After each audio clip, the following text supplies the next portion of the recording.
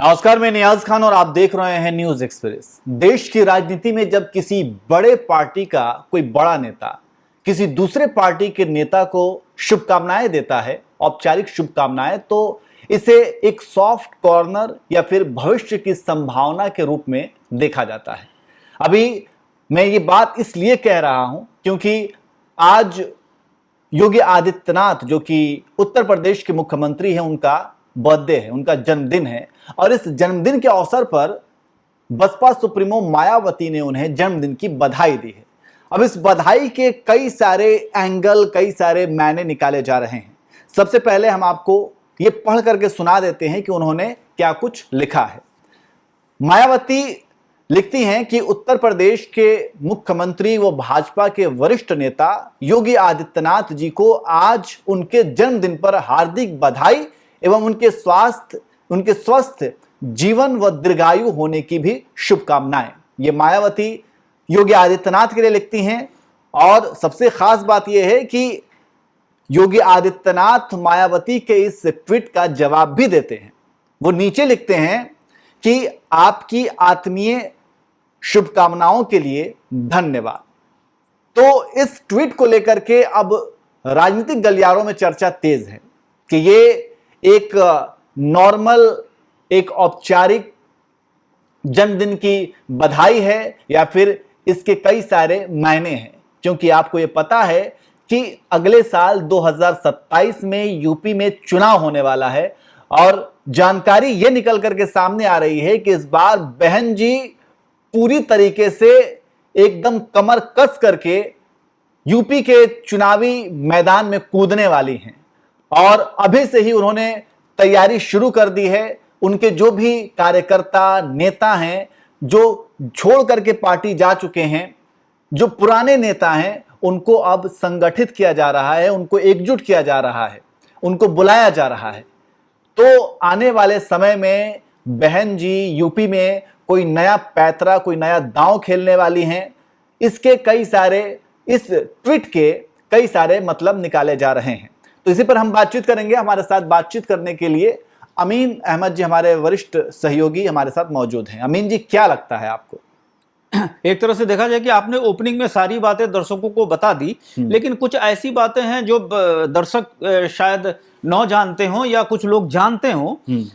वो ये है कि राजनीति में हर एक स्टेप का, हर एक हाथ मिलाने का या अपने चेहरे की बॉडी लैंग्वेज की, हर तरह की बातें जो है राजनीति में एक कुछ न कुछ संकेत देती है। जन्मदिन की मुबारकबाद देने के कई तरीके होते हैं। कुछ लोग एक लाइन लिख के जन्मदिन का मुबारकबाद देते हैं, कुछ लोग चार लाइन लिख के मुबारकबाद देते हैं, कुछ लोग उससे ज्यादा। तो ये उससे भी कई लोग जो है इसका अंदाजा लगा लेते हैं कि क्या है। लेकिन नो डाउट जो आपने बातें कही कि वो जो है योगी आदित्यनाथ आज जो है 54 साल के हो गए। वो 5 जून 1972 को जो है उत्तराखंड के पौड़ी गढ़वाल जिले के जो है पंचूर गांव में पैदा हुए थे।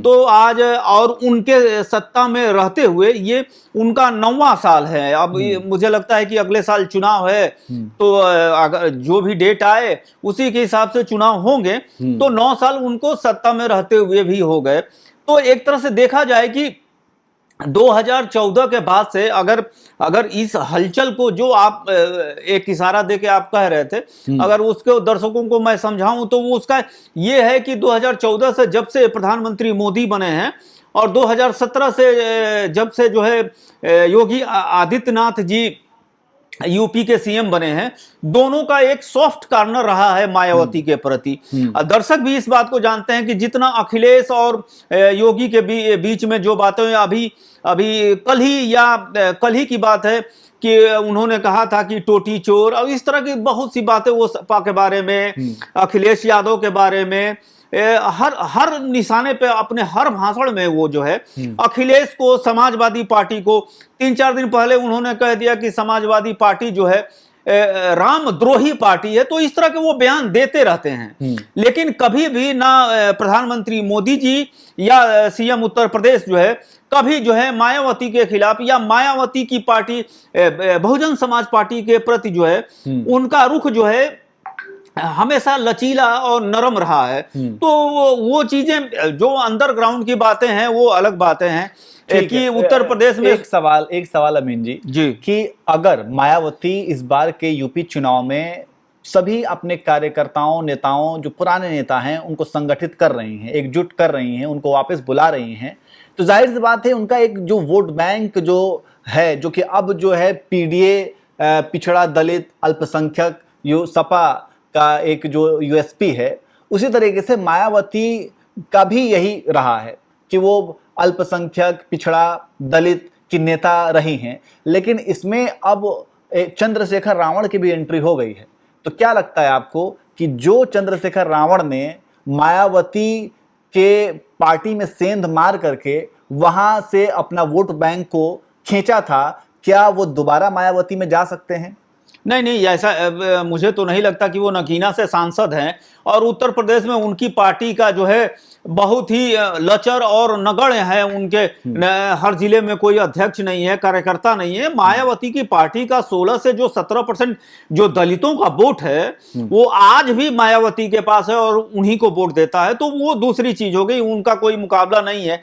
और ये एक अलग चीज है कि जैसे आप अपने किसी प्रोडक्ट को खुद ही ब्रांड कर रहे हो, तो नो डाउट चंद्रशेखर जो है अपनी पार्टी का जो है। लेकिन अमीन जी ये बात तो आप मानेंगे ना कि पिछले कुछ सालों में चंद्रशेखर आजाद ने जैसे खुद को प्रस्तुत किया, हाँ, दलितों का नेता बनने की कोशिश की है, लेकिन उन्होंने मायावती का कभी भी अलग से नाम नहीं लिया है कि मायावती जो है ऐसा है। तो वो भी बच बचा के चल रहे हैं। लेकिन हाँ, ये सही बात है कि मुलायम सिंह यादव, कल्याण सिंह और क्या कहते हैं मायावती और एक लगभग उसी जमाने के ये नेता हैं, थोड़ा सा जूनियर हैं मायावती जी।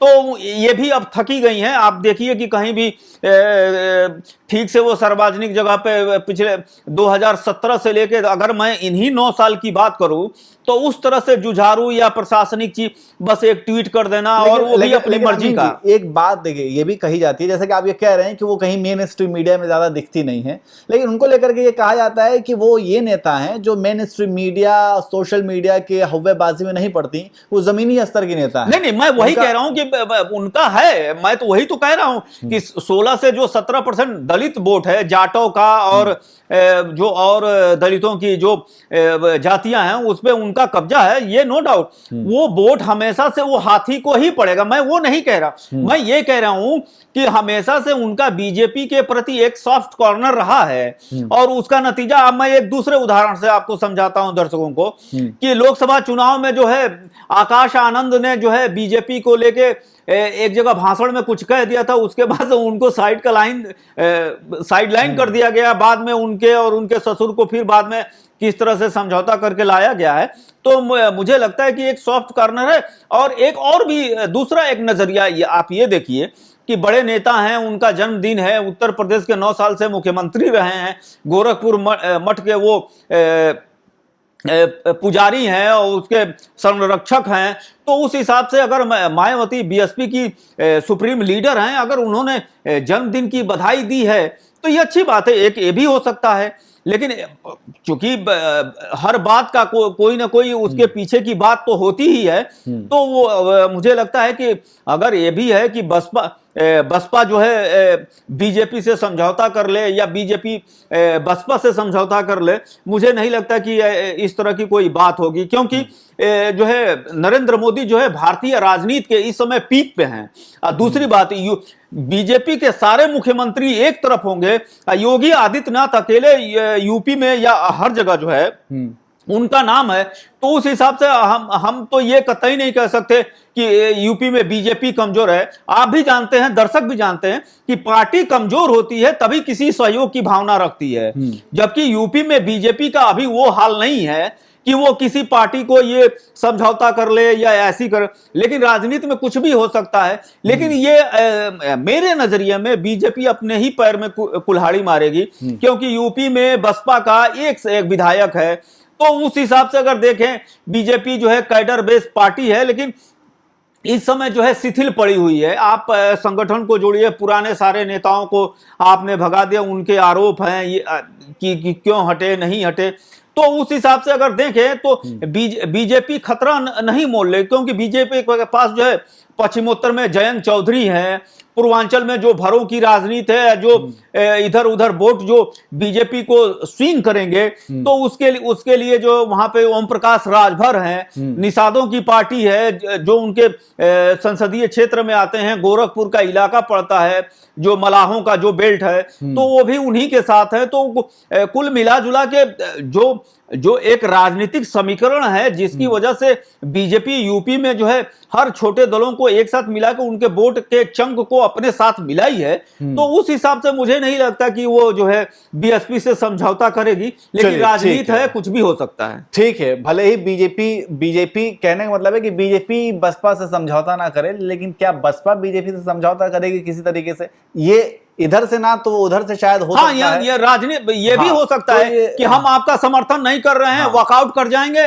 वोटों की संख्या बढ़ जाएगी और आप जीत जाएंगे। ये भी हो सकता है। ऐसा कई बार देखा है कि कोई भी बिल पास कराना होता है, वॉकआउट कर जाएंगे। ये भी कह दिया जाता है, मतलब ये एक ऐसा आइडिया है, ऐसा ट्रिक है कि सांप भी मर जाए और लाठी भी ना टूटे। सही बात है। ये उस एग्जाम्पल को बिल्कुल सटीक बैठाता है। तो अब देखना होगा कि क्या कुछ होता है। जैसा कि हमने ये कहा कि मायावती ने जो योगी आदित्यनाथ को जन्मदिन की बधाई दी है, तो क्या ये एक औपचारिक शुभकामना वाली बधाई है या फिर ये भविष्य की संभावना का कोई संकेत है? ये देखने वाली बात होगी। वैसे आपको क्या लगता है, आप भी कमेंट करके जरूर बताएं।